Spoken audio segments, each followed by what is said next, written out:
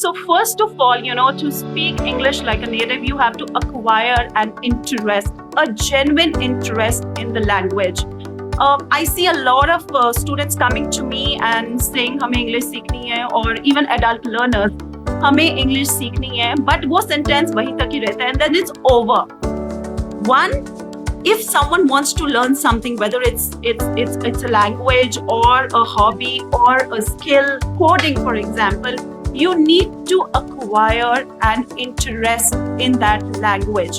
And how to acquire an interest, right? You can relate it to your life, to your circumstances, and make it fun.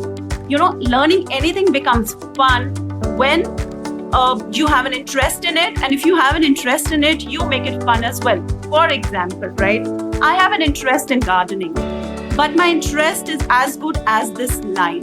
I think since 2 years, I've been saying I have an interest in gardening, but what have I done about it? Nothing, right? So what kind of an interest is this? Okay. I can say that my balcony doesn't have much space, or I don't have much space to grow plants, XYZ reason, right? But now, I think thanks to COVID-19, I've also realized that yes, I genuinely need to have my own garden wherein at least I can, maybe grow 2-3 vegetables, and I have figured out places where I will sow the seeds. Suddenly, my interest has gone to a level wherein I am putting my thoughts into action. So this is a very important point, that you need to have a genuine interest in the language to learn it to an advanced level. थोड़ी बहुत English हम सबको आती है, हम अपना काम चला लेते हैं और काम सबका चल रहा है, बट लर्निंग और काम चलाने में एक फर्क होता है. So acquiring an interest, a genuine interest is very important. Second point is listen carefully.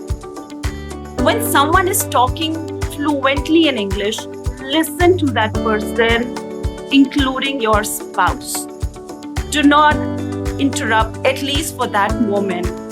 We learn a lot when we listen to people, and there are so many things we acquire without even realizing. I'll give you an anecdote.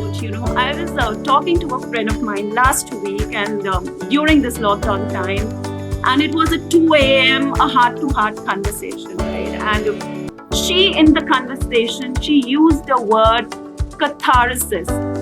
Now, I am an English honor, and all my novels are full of this word, but I have never used that word in my conversation.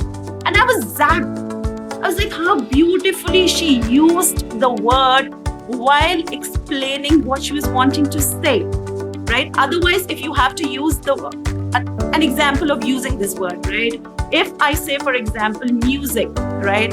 I listen to music because, it's a way for me to release my emotions, or I feel good after listening to music, or, if I'm sad, I listen to music. If I'm happy, I listen to music, and I can just, go on for the whole page. But if I just say a simple sentence that music is a means of catharsis for me, over. The whole page is concised into one word.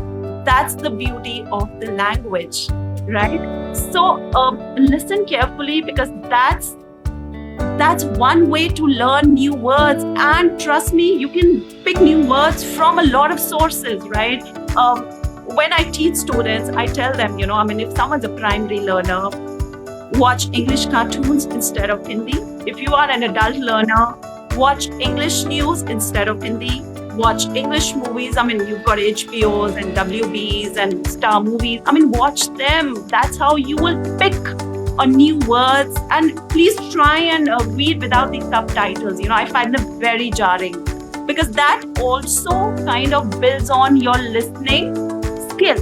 Because when you watch these movies, they sometimes, the protagonist is talking at a very fast pace, and then you have to apply your mind and pick up that pace, which is the essence.